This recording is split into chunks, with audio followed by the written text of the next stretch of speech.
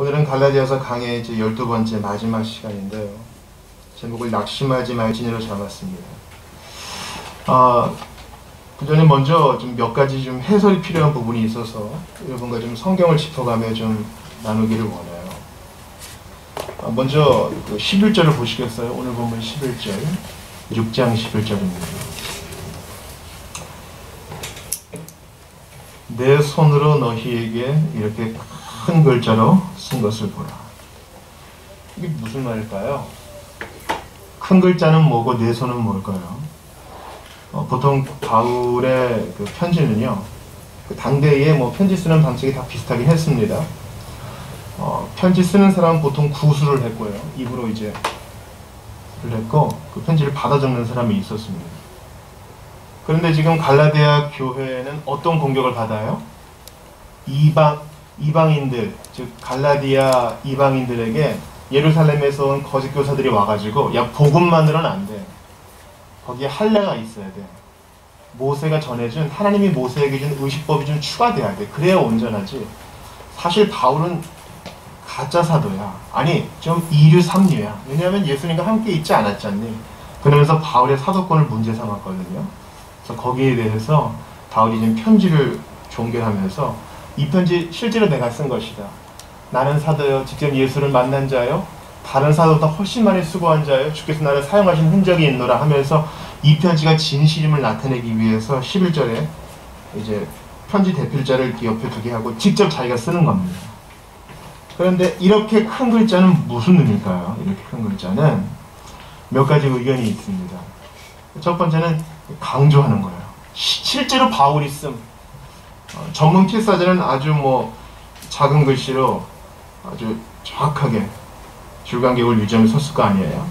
근데 바울은 이건 내 글씨다. 특별히 이 원작자의 글씨다 라는 것을 알려주려고 큰 글씨로 썼다거나, 혹은 바울한테 병이 있었죠. 어떤 사람들은 바울이 심각한 안지를 겪었다고 얘기합니다. 그렇기 때문에 작은 글자를 쓸 수가 없었던 거죠. 어떤 해석이 되었건 간에 지금 이 부분부터는 실제로 내가 쓴 것이요, 그 이전 부분도 내가 구술했던 것을 보증한다 라는 의미가 되겠습니다. 12절도 보세요. 무릇 육체의 모양을 내려 하는 자들이 억지로 너희에게 할례를 받게 함은 그들이 그리스도의 십자가로 말미암아 박해를 면하려 함뿐이라. 무슨 말일까요? 할례를 받으면 박해를 면한다? 그냥 사도행전을 조금 읽어보신 분은 다 아실 거예요. 바울은 루스드라에서 돌에 맞아가지고 거반 죽은 사람이 되었죠. 성 밖으로 끌어내니까 눈을 떠서 다시 이제 바울 툭툭 털고 다시 그 성으로 갑니다. 그렇게 바울에게 돌을 던지고 죽이려는 사람은 대부분 다 유대인이었어요. 그러니까 그리스도의 십자가까지 괜찮아요. 근데 십자가만 전하면 문제예요. 근데 거기다 할례를 전하고 사실 난 유대인인데 예수라는 사람도 인정한다. 이러면 박해를 안 받아요. 근데 예수는 의식법을 없애셨다. 오직 믿음만으로 남녀, 이방인, 유대인, 뭐 노년과 젊은이, 재산의 유무 상관없이 오직 믿음만으로 우리는 구원받는다. 그러면 박해를 받는 거예요. 지금 12절에 그걸 말합니다. 십자가만 얘기하면 박해를 받으니 할례를 더해서 좀 편하게 살아보고자 하는 이들이 바로 거짓 교사다. 그래서 거짓 교사들은요, 13절 한번 같이 읽어봐요. 13절 시작. 할례를 받은 그들이라도 스스로 율법은 지키지 아니하고 너희에게 할례를 받게 하려 하는 것은 그들이 너희의 육체로 자랑하려 합니다. 무슨 말이에요? 예루살렘에서 온 사람들이잖아요. 그럼 이제 갈라디아 교인들에게 할례를 받게 해요. 이 사람들은 이제 온전한 사람이 됐습니다 하고 적어놓는 거죠. 그래서 다시 예루살렘에 가요. 여러분, 저희가 113명의 새로운 회원을 맞이했습니다. 113명이 새롭게 할례를 받았습니다. 이렇게 실적을 올린다는 뜻입니다. 사실 이런 것들이 교회 안에 슬금슬금 올 때가 많아요. 이 표를 만들어 놓고 나는 과연 올 한 해 몇 명을 전도했는가 그래프로 서로 비교하는 것입니다. 많은 교회에서 이제 지난주나 혹은 이번 주 추수감사주일을 지키는데요. 추수감사주일은 본래 성경에는 없어요. 그러면서 1년 동안 나의 추수는 무엇인가 하며 그런 그래프로 실적으로 교회를 평가하려 하는 것은 그리고 성경적이라 할 수 없겠습니다. 그래서 바울은 15절에 보니까 할례 무할례 그걸 받든 안 받든 중요한 거 아니고 진짜 중요한 건 오직 새로 지으심을 받는 거, 예수 믿음으로 거듭나는 거, 중생하는 거, 하나님 자녀가 되는 거, 이 실체가 중요하다. 여러분, 우리가 진짜 신앙의 박해가 와서 교도소에 갇히는 일이 있다고 생각해 봅시다. 전쟁이 나서 포로 수용소에 갇히게 되는 일이 있다고 생각해 봅시다. 뭐 신학교가 폭탄을 맞거나 지도자들이 몽땅 잡혀가는 일이 있다고 해봅시다. 그러면 세례를 집전할 사람이 없고 교육을 집전할 사람이 없다 해도 교회는 세워져 가요. 중국 교회가 바로 그 일입니다. 세례를 받는 것, 성찬에 참여하는 것은 실제로 거듭난 것에 대한 표시일 뿐 그것이 원인은 아니라는 것이죠. 새로 지으심을 받는 것, 이것은 하나님의 사람 부여받지 않으시고 복음으로만 그렇게 하시는 것이죠. 그래서 16절 보세요. 16절 같이 읽어봐요. 시작. 무릇 이 규례를 행하는 자에게와 하나님의 이스라엘에게 평강과 긍휼이 있을지어다. 이 규례는 바로 믿음으로 말미암아 의롭다함을 받는다는 것을 끝까지 지키고 보존하는 사람입니다. 바로 이 사람이 하나님의 이스라엘이에요. 여러분, 이스라엘 미국 국기와 이스라엘 국기와 대한민국 국기를 나란히 두고 흔들어 제끼는 사람들이 있습니다. 이스라엘은 우리에게 어떤 의미입니까? 하나님의 이스라엘은 바로 신약시대의 모든 교회를 말하는 것입니다. 하나님의 이스라엘은 신약시대의 모든 교회를 말하는 것이에요. 그래서 예수님은 말씀하셨죠. 믿는 너희가 다 아브라함의 후손이다. 무슨 소리입니까? 우리가 아브라함의 자손이죠. 바리새인들이 소리 지릅니다. 아니야. 너희가 믿지 아니하면 이 돌들로도 아브라함의 자손 되게 할 수 있다. 믿고 회개하는 자가 아브라함의 후손이요 영적 이스라엘이요 하나님의 이스라엘이라고 주님 말씀하십니다. 그러니까 우리가 천국에 가면 아브라함 딱 만나게 될 거예요. 야곱과 그 12아들 만나게 될 것입니다. 그들은 다 구원받은 하나님의 백성이요 구약시대 때부터 교회를 존재했던 그곳의 성도였습니다. 마지막 해설이 필요한 것은 17절입니다. 같이 읽어봐요. 시작. 이후로는 누구든지 나를 괴롭게 하지 말라. 내가 내 몸에 예수의 흔적을 지니고 있노라. 이 흔적을 이제 스티그마라고 하는데요. 이 흔적은 아마 바울이 오직 믿음으로만 말미암는 이 교리를 전하다가 얻었던 이 고난의 상처, 이 몸에 있는 상처를 말하는 것일 겁니다. 바울이 자기가 매 맞은 거 얘기하잖아요. 태형, 하나 감한 금에 곤장을 맞고 돌을 던져 맞고, 그러니까 얼마나 많은 육체적 흔적이 있었겠어요. 나는 실로 사도요 복음으로 인한 고난이 있는 하나님이 보증한 사도이다. 그러니 더 이상 나의 사도권에 대해서 얘기하지 말라 하며 이제 바울은 축복을 전하면서 그리스도의 은혜가 너희 심령에 있을지어다 하면서 갈라디아서를 마무리합니다. 그러니까 지금이야 우리는 강해 설교를 하니까 이렇게 절별로 나누지만 당시에는 두루마리를 가지고 처음부터 끝까지 쭉 읽는 거예요. 쭉. 고대의 그 예배 때는 성경 낭독이 예배의 진짜 중요한 부분이었습니다. 성경을 그냥 우리는 지금 교독하고 해설에 더 많은 시간을 갖지만 고대 예배는 성경 낭독이 진짜 중요한 그 예배 예전이었어요. 왜 그랬을까요? 왜 그랬을까요? 이거 집에 가서 읽으시면 되는데 왜 처음부터까지 다 읽었을까요? 아니면 어떤 부분을 옛날 구약도 읽고 신약도 읽고 많은 부분을 읽어요. 현재도 어떤 그 교파에서는 성경 읽기에 상당히 많은 시간을 투자합니다. 근데 고대 교회는 왜 성경 읽기를 그렇게 강조했을까요?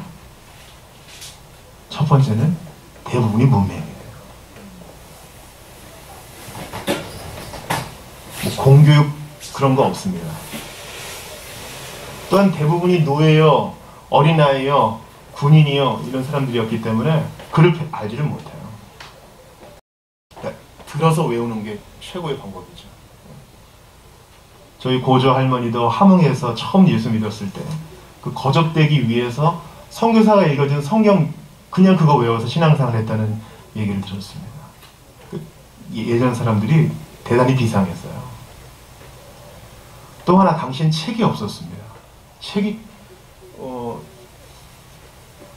초대교회 때 주 1세기에 구약성경 양피지 한 묶음이 얼마나 그랬죠?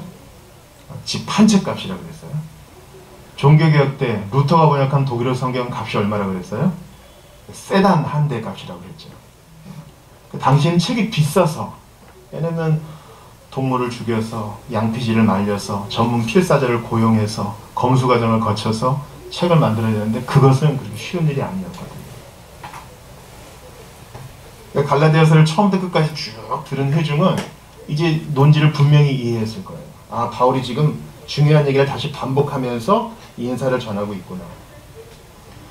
그런데 저는 오늘 여러분과 6장 9절에 좀 집중하고 싶습니다. 6장 9절을 좀 같이 읽어볼까요? 시작. 우리가 선을 행하되 낙심하지 말지니 포기하지 아니하면 때가 이르면 거두리라. 우리가 선을 행하되 낙심하지 말지니 포기하지 아니하면 때가 이르면 거두리라. 참 이거 읽으면 읽을수록 위로가 되는 말씀이에요.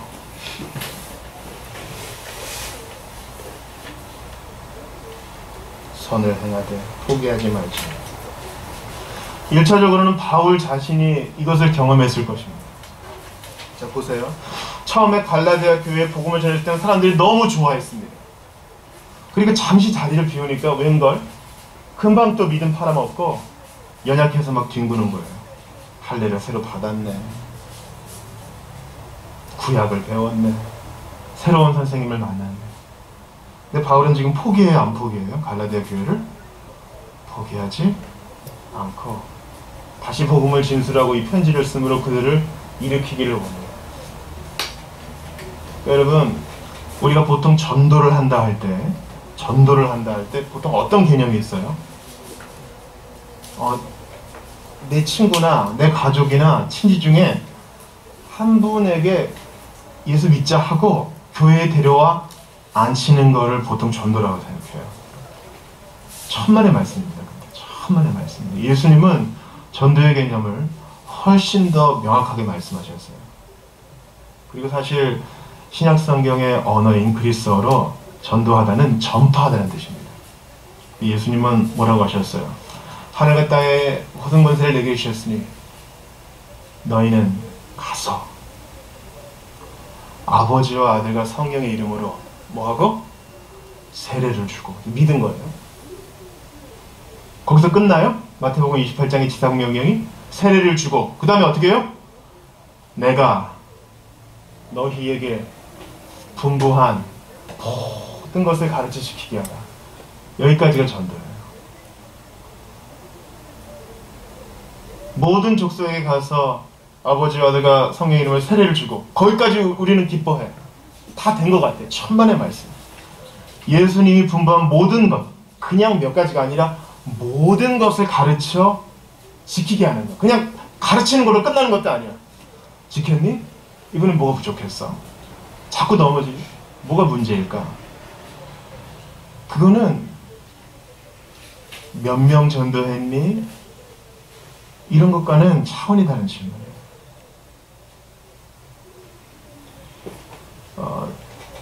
16세기 종교개혁이 일어나고 로마 가톨릭에서 반동, 카운터, 이거 개신교회들이 이러네. 우리도 이러면 안 되겠다 하면서 카운터 종교개혁, 반동 종교개혁 운동이라는 게 일어나요. 당시에 그 로욜라라는 사람이 군대에서 얻은 부상으로 치료 중 환상을 받고 교황의 명령에 절대 복종하여 그리스도를 섬기고자 예수회, 제수잇이라는 것을 만들었어요. 우리나라 서강대학교가 제수잇이 만든 학교잖아요. 이 예수회는요, 인도에도 가고 남미에도 가고 사람들 안 가는 데는 가. 열정이 넘치는 거야. 일본에도 가고, 일본에 가서 뭐 온천으로 뭐 고문 받고 십자가 다니는 사람들 다 예수의 사람들이에요. 절두산에 있는 사람들. 근데 예수의 포교 방법은 아주 간단합니다. 인도에 가요? 그럼 인도말을 배워야 될 거 아니에요? 아니요. 라틴어로 된 주기도문, 라틴어로 된 교리문답, 라틴어로 된 마리아에 대한 기도 몇 가지로 외우면 오케이 통과, 세례를 줘요. 그래서 교황에게 보고합니다.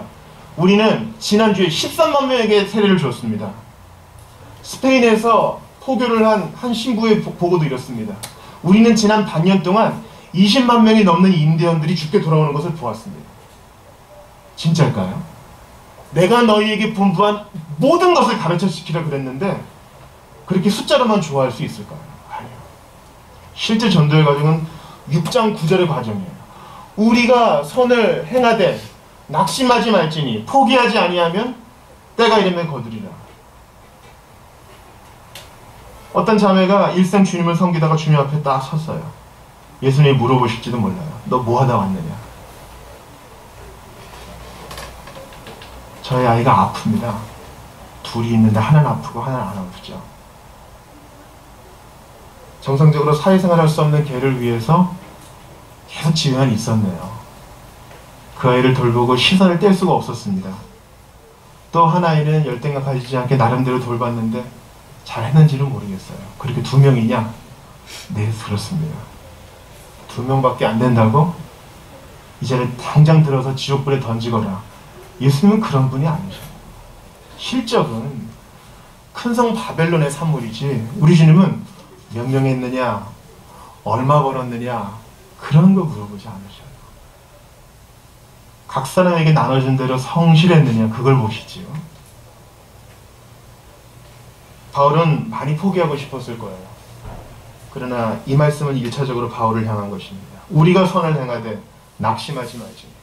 여러분, 낙심할 이유가 얼마나 많이 있어요. 이 낙심이라는 이 헬라어 원어는요, 활시를 보면요, 활을 보면 시가 있잖아요. 그게 탱탱하게 있어야 되는데 느슨해진 거예요. 이 낙심이 바로 그런 의미입니다. 우리는 할 일이 너무나 많아요. 사랑해야 될 이웃이 있고요, 바로잡아야 할 죄인이 있어요. 져야 할 짐이 있고요, 도움을 줘야 될 사역자도 있고요. 시작에 불과합니다. 계속 해나가는 게 중요해요. 중간에 포기하고 싶을 때 있어요. 여러분, 포기가 쉬워요. 포기는 김장 담글 때 쓰는 말이지 신자에게는 어울리지 않는 말. 포기하고 싶을 때 한 번 더 하는 거. 그걸 하나님이 기뻐하셔요. 운동도 그렇다면서요. 포기하고 싶을 때 한 번 더 하는 거. 나의 한계를 넘어서는 거. 그런데 주님은 포기하고 싶을 때 예수 생각하면서 계속 유지해 나가는 것이 기적이다 이렇게 말씀하십니다. 때가 이름에 거두리라. 여러분, 이것은요 단지 긍정적인 사고를 강조하는 게 아닙니다. 여러분, 다 잘 될 거예요. 모든 것이 다 잘 될 것입니다. 한번 거울을 보며 자신을 향해 웃어보세요. 그리고 오른손을 주먹을 불끈 쥐고 할 수 있다 3번을 외쳐보세요. 다 잘 될 거예요. 지금의 어려움은 다 지나가고 여러분들 하시고자 하는 거 다 잘 될 거예요. 갈라디아서 6장 9절은 그런 가벼운 얘기가 아닙니다. 때가 이르면, 이때는 뭐예요? 이때는 뭐예요? 하나님이 정하신 때가 되면 이루어진다는 거예요. 제가 지난주에는 다니엘 7장, 지지난주에는 다니엘 7장, 지난주에는 다니엘 8장 알려드렸죠. 한때, 두때, 반때는 뭐예요? 1150주야는 무슨 말이냐고요? 하나님 백성의 고난이 정해져 있다는 거예요. 대단한 위로가 되는 겁니다. 한때, 두때, 반때. 1150일은 이제 3년 조금 넘는 기간이잖아요. 지금의 고통 영원하지 않고 반드시 종결될 때가 있다! 이거예요. 그럼 6장 9절 때는 뭐예요? 너희가 지금 헛짓거리 하는 것 같지만, 괜한 수고하는 것 같지만, 변화도 안 되는데 이거 왜 해요? 그런 마음 들 때 있지만 반드시 거둘 날이 있다! 우리가 연합 예배를 드렸던 그 성남의 그 한 교회는 급식 사역을 하잖아요. 여러 독재가들이 도움을 줘가지고 한 가정을 일으켜 세우는 사업을 했답니다. 출소한 아빠와 시설에서 지내던 딸을 합치게 해가지고 방을 마련해주고 자립할 수 있도록 도와줬대요. 쉽지 않다고 하더군요. 일단 돈이 주어지면 딴짓을 하게 되고 또 잡혀가고, 한 번은 믿었던 사람에게 그의 금고를 털린 일도 있었다고 합니다. 포기하고 싶죠. 야, 이렇게 공을 들였는데 돌아오는 게 이건가? 그때 한 번 더 하는 것이 신자의 반응입니다. 포기하고 새로운 일을 합시다. 이건 누구나 할 수 있는 거예요. 그러나 예수 믿는 사람은 하나님께서 그만이라고 할 때까지 계속합니다.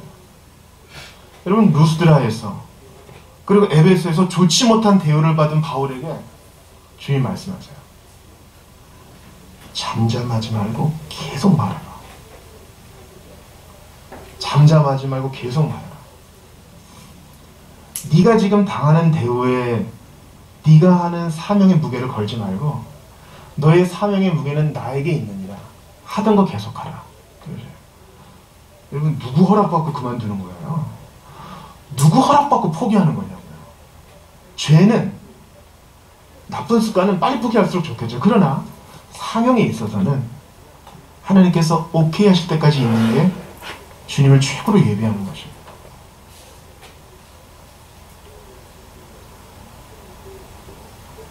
제가 참으로 좋아하는 신학자가 있어요.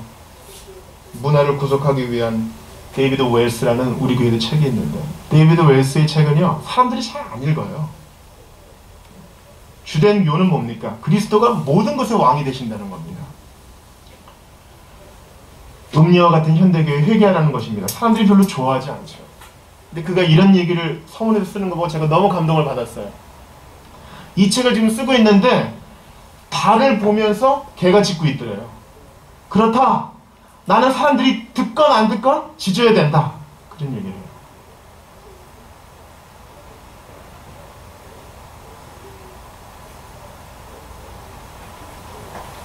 비대면 예배가 계속되면서 많은 사람들이 힘들어했습니다. 근데 저는 비교적 힘들지 않았어요.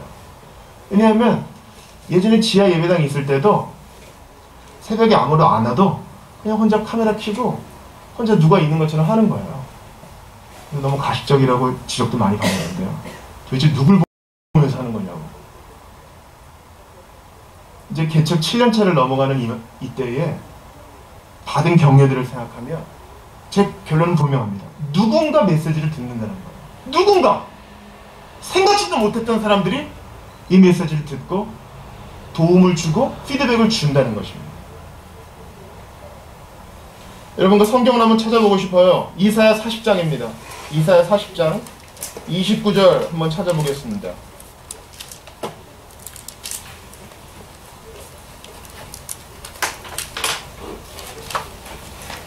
색인으로 찾으신 분은 4를 찾으시면 되겠어요. 4. 구약성경 이사야 40장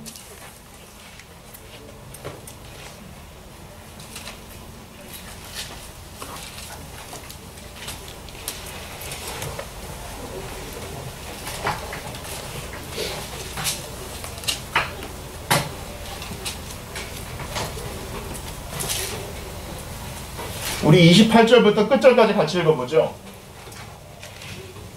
자, 성경 찾는 거 도와주세요. 이사야 40장 28절부터 끝절까지 읽어보겠습니다.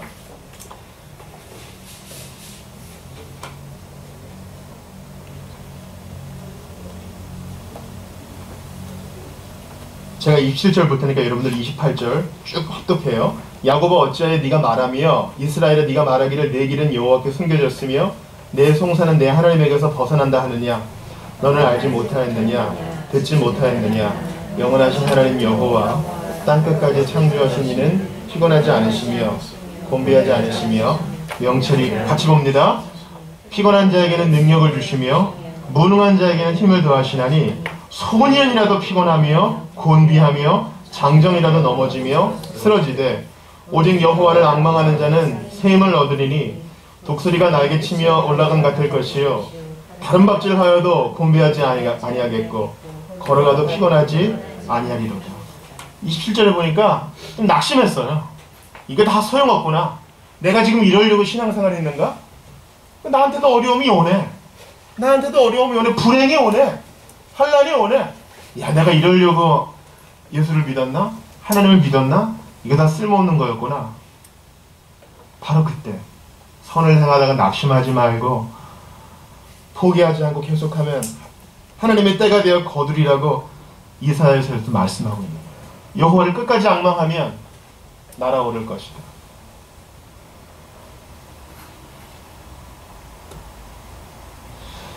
여러분, 농사 져보셨어요?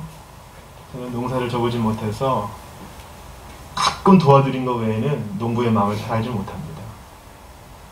그러나 우리가 직간접적으로 아는 것 있죠. 농사가 참 돼요. 이 세상 모든 일이 마찬가지입니다. 우리나라 새벽 기도가 보통 4시, 보통 5시, 4시 반 이렇게 일어난 이유는 대부분 농부였기 때문에 빨리 해야 되는 거예요, 빨리.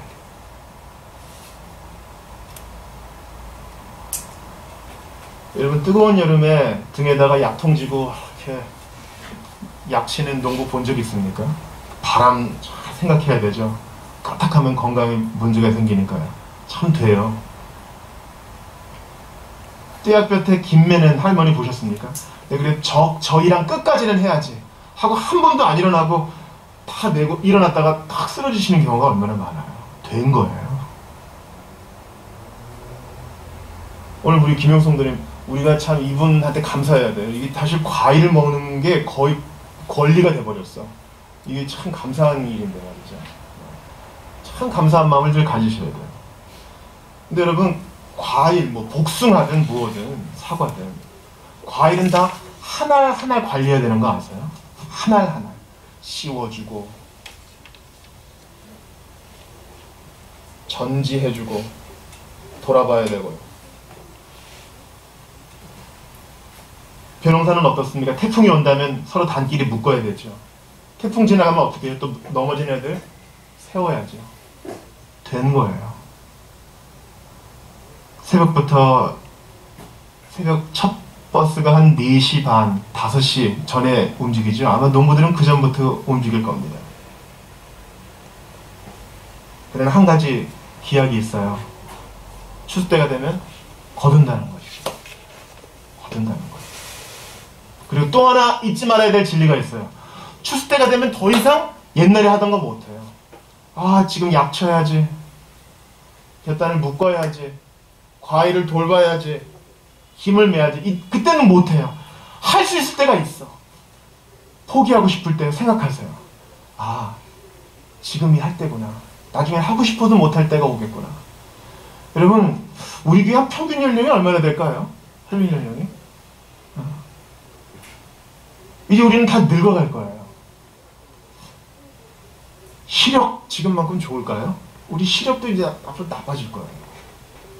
잘 안 들릴 수도 있어요. 뭐라고? TV 볼륨을 계속 높일 때가 있을 수도 있다고요. 미각이 퇴화해가지고 계속 짠 걸 좋아할 수도 있어요. 지금 멀쩡하게 걸어다니지만 침대 생활을 할 수도 있다고요. 일할 때가 있어요. 포기하지 말고 집중해서 해야 될 때가 있다고요. 나중에는 수학기가 돼서 하고 싶어도 못할 때가 있어요. 그때를 생각하며 부지런히 주님의 복음을 받들어야 됩니다. 무슨 특별한 일을 하려는 게 아니에요. C.S. 루이스가 이렇게 말했습니다. 너희가 먹든지 마시든지 무엇을 하든지 다 하나님의 영광을 위하여 하라. 아무리 초라한 자연적 활동도 하나님께 드리면 그분이 다 받아주지만 아무리 고상한 일도 그분께 드리지 않으면 다 악해진다. 기독교는 그저 자연적 삶을 새로운 삶으로 대체하는 게 아니라 자연적인 소재를 초자연적 목적을 위해 활용하는 새로운 질서다. 기가 막힌 말이죠. 계속 들어보세요. 베토벤 같은 작곡가의 일도 파출부의 일도 정확히 똑같은 조건에서만 영적이다. 즉 죽게 하듯 겸손히 하고 하나님께 드려야 한다. 물론 그렇다고 청소일을 할지 교향곡 작곡까지 정하는 문제를 순전히 우연히 맡겨야 한다는 말은 아니다. 하나님의 영광을 위해 두더지는 땅을 파고 수탉은 물어야 된다. 우리는 한 몸의 지체지만 분화된 지체라서 각기 소명이 다르다. 그러니까 우리가 어디에서 인내해야 되는지는 다 달라. 다 다른 거예요. 주신 소명이 다 다르니까. 그러나 분명한 거 있어요. 때가 되면 거둘 것이요 일할 때는 정해져 있다는 것입니다. 다시 6장 9절을 보셔요. 우리가 선을 행하되 낙심하지 말지니 포기하지 아니하면 때가 이르매 거두리라.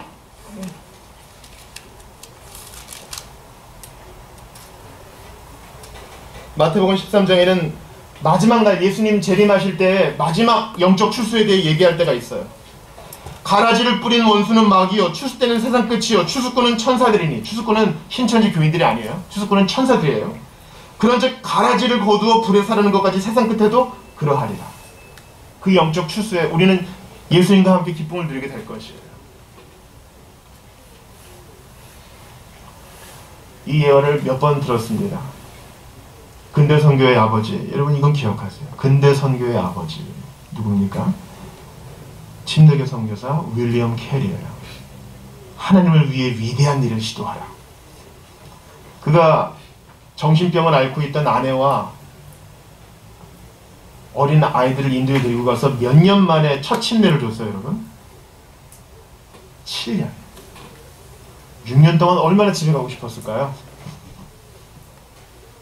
그 이후에 최초의 버마 선교사, 버마 개신교 선교사 아도니람 저드슨이 있어요. 이 사람들이 침례교도예요.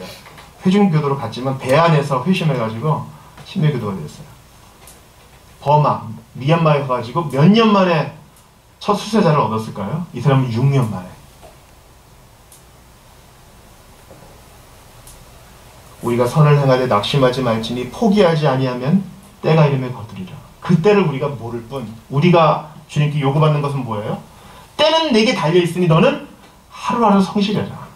그건 할 수 있잖아요. 오늘 게으름을 정복하고, 오늘 무관심을 정복하고, 오늘 따스한 마음을 주의 보혈로 데우고, 이건 할 수 있잖아요. 때는 내게 달린 것이니 때가 되어서 부끄럽지 않도록 지금 포기하지 말고 땀방울을 흘려라. 주님 말씀하십니다. 칼빈의 후계자, 제네바에서 칼빈의 후계자였던 티오도르 드 베자는 이렇게 말했습니다. 이제 16세기 사람인데 이렇게 말해요. 내가 산 몇 마리의 암탉이 한 달이 채 되기도 전에 15마리의 병아리를 낳았다네. 그러나 인내하신 그리스도여, 당신께 나는 지난 77년의 인생을 살면서 무슨 열매를 드렸습니까? 우리에게도 꼭 그런 날이 옵니다. 포기하고 싶을 때 예수님을 생각하면서 인내하고 한 번 더 하는 것, 포기하지 않는 것, 주께서 그때 영광을 받으십니다. 야고보서 5장에서 말합니다. 그러므로 형제들아, 주께서 강림하시기까지 길이 참으라. 보라, 농부가 땅에서 나는 귀한 열매를 바라고 길이 참아 이른 비와 늦은 비를 기다리라니 너희도 길이 참고 마음을 굳건하게 하라. 주의 강림이 가까우니라. 사도도 인내의 본을 보였다면 아도니란 저드슨도, 윌리엄 캐리도, 야고보도 이러한 인내를 우리에게 요구한다면 우리는 기꺼이 이제 마음을 접고 이 대열에부터 같이 서야 할 것입니다. 우리 예수님 한번 생각해 보세요. 사실 갈라디아서 6장 9절은 바울에 대한 얘기이기도 하지만 우리 예수님에 대한 것이에요. 선을 행하되 낙심하지 않으신 예수님. 야, 내가 이 정도 하면 됐지. 언제까지 쟤를 기다려야 돼? 쟤한테 준 선물이, 기도 응답이 얼마나 많은데 왜 아직까지 정신을 못 차려? 이제는 못하겠다. 사람을 바꿔야지. 예수님은 그렇게 하지 않으셔. 선을 행하되 낙심하지 말지니 포기하지 아니하면. 예수님은 포기 안 하잖아. 예수님은 택자를 포기 안 하세요. 우리가 포기하셨다고 느꼈을 뿐 그분은 한 번도 포기하지 않으셨어요. 그리고 때가 이르면, 믿음의 때가 이르러 우리가 두 손 들고 무릎 꿇어 주님 앞에 나오게 된 거 아닙니까? 예수님의 뒤를 따릅시다. 오늘 설교를 듣고 나는 절대 포기하지 않는 사람이 될 거야. 나는 할 수 있어. 이게 아니라, 보라! 예수님께서 나 같은 죄인을 얼마나 오래 참아주셨는가. 보라! 사도가 갈라디아 교회를 얼마나 오래 기다리며 포기하지 않고 복음을 전했는가. 보라! 앞서간 선배들이 복음의 감격 때문에 얼마나 많이 인내했는가. 예수 그리스도 까닭에 나도 그렇게 할 수 있기를 원합니다. 그게 우리의 결론이 되어야 할 것입니다. 여러분, 우리 좀 오늘 본문 말씀 붙들고 기도하기 전에 제가 오늘 새 찬송을 좀 나눠드렸어요. 아무것도 두려워 말라는 거 있는 갖고 계신 분이 있으면 좋겠어요. 없으신 분은 좀 나눠주세요. 예. 우리 이 찬송을 한번 부르고요. 갈라디아 우리 전체 말씀을 기억하면서 같이 기도했으면 좋겠어요. 선을 행하되 낙심하지 말고 포기하지도 말지니 때가 이르면 반드시 거두리라. 예수님이 내게 그리하셨던 것처럼 주여 내게도 예수의 마음 주소서, 사도의 마음 주소서, 우리 선배들의 마음 주소서. 그런 마음으로 비록 두렵고 믿은 대로 살면 죽을 것 같지만 하나님이 도와주심을 믿고 우리 이 찬송 드리며 기도하며 나아갑시다.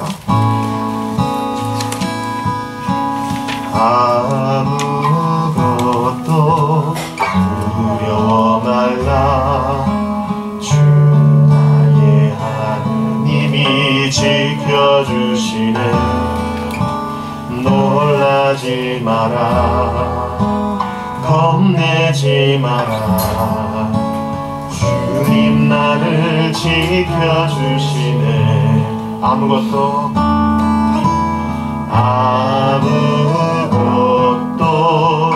두려워 말라. 주 나의 하느님이 지켜주시네. 놀라지 마라. 겁내지 마라. 주님 나를 지켜주시네. 내 맘이 힘에 겨워 지칠지라도 주님 나를 지켜주시네. 세상에 험한 풍파 몰아칠 때도 주님 나를 지켜주시네. 주님은 나의 산성, 주님은 나의 요새, 주님은 나의 소망, 나의 힘이 되신 여호와. 주님은 나의 산성, 주님은 나의 산성, 주님은 나의 요새, 주님은 나의 소망, 나의 힘이 되신 여호와. 우리 예수님이 우리의 산성과 요새, 소망이 되어주시니 두려워 말고 포기하고 싶을 때 예수님 생각하면서 이겨내고 낙심하지 아니하고 마음 붙들고 때가 되매 거두게 하시는 주님 바라보며 나아가게 해달라고 우리 주신 말씀 붙들고 좀 같이 기도합시다. 하나님 아버지, 포기하고 싶을 때, 그만두고 싶을 때, 모든 것 내려놓고 혼자이고 싶을 때에 예수님을 생각하며 끝까지 인내하게 하시옵소서. 그것이 선교이든 전도이든 자녀의 양육이든 직장에서의 삶이든 무엇이든지 간에 하나님께 영광 돌리는 삶 되기 위하여 인내하며 주님의 뜻을 물어 기다리는 우리 모두가 다 되게 하여 주옵소서. 간절히 기도하옵나이다. 포기하지 아니하고 낙심하지 아니하며 예수 그리스도를 바라볼 때에도 그리하였고 사도를 볼 때에도 그리하였고 앞서간 믿음의 선배들을 볼 때에도 그리했는 줄 압니다. 간절히 기도하오니 은총을 더하여 주셔서 육적인 마음으로는, 성령 충만하지 않은 마음으로는 금방 포기하고 싶지만 주님이 도와주시면 이 모든 것이 가능하게 되고 때가 되면 열매 맺어 하나님께 영광이 날 줄 아오니 실적과 사이즈에 매이지 아니하고 오늘도 신실하게 하소서, 성실하게 하소서, 충성스럽게 하시옵소서. 기도하고 간구하오니 연약하고 담담하고 무감한 마음에 이 말씀을 허락해 주신 것 감사합니다. 주여, 이 눈에 아무 증거 아니 되겠습니다. 믿음만을 가지고서 앞으로 나아가는 우리 모두가 되게 하시고 낙심 이기실 적에 우리 성도들을 붙들어 주실사 하나님의 영광에 다시 한번 사로잡히게 하여 주옵소서. 간절히 바라고 원합니다. 오 주님 도와주옵소서. 선을 행하되 낙심하지 않으신 예수님, 포기하지 않으신 예수님, 때가 되어서 저희를 얻으셨습니다. 저희를 사로잡으셨습니다. 저희를 주의 자녀 삼으셨습니다. 주님을 바라보며 저희도 그리할 수 있도록 도와주시옵소서. 일터에서, 가정에서 자녀를 양육하든 누구를 가르치든 무엇을 하든지 간에 하나님의 영광을 생각하며 포기하고 싶은 그 순간에 주의 뜻을 물어가며 인내할 수 있도록 도와주소서. 저희가 사랑하는 마음으로 누군가를 선대했지만 엉뚱한 결과를 맞을 때가 있습니다. 기대했던 사람으로부터 차가운 시선을 받을 때가 있습니다. 내가 투자한 것, 애쓴 것이 도루묵이 된 것처럼 느껴질 때가 많이 있습니다. 그러나 포기하지 아니하면 때가 이르면 거둘 것이라는 약속을 붙듭니다. 예수님이 그리하셨고 사도가 그리했고 믿음의 선배들이 그리했던 것처럼 우리에게도 이 원리가 적용될 줄 믿사오니 간절히 바라고 원합니다. 예수님 바라며 시작한 선한 일을 끝까지 할 수 있도록 도와주시고 낙담하여 포기하지 않도록 도와주시옵소서. 우리의 힘으로는 12번도 포기하고 싶지만 그러고도 남지만 성령님이 도와주시면 끝까지 인내할 줄 믿습니다. 연약한 저희를 이번 한 주도 붙들어 주시고 복음의 정신으로 붙들어 주시고 하나님의 자녀는 분명한 인식 속에서 천국 바라보면서 선한 일을 끝까지 할 수 있도록 우리의 일터에서 가정에서 그렇게 할 수 있도록 주께서 힘을 더하여 주시옵소서. 연약한 자를 끝까지 포기하지 않으시고 끝까지 기다려 주신 마침내 저희를 사로잡아 주신 주 예수 그리스도의 이름으로 기도하옵나이다. 아멘.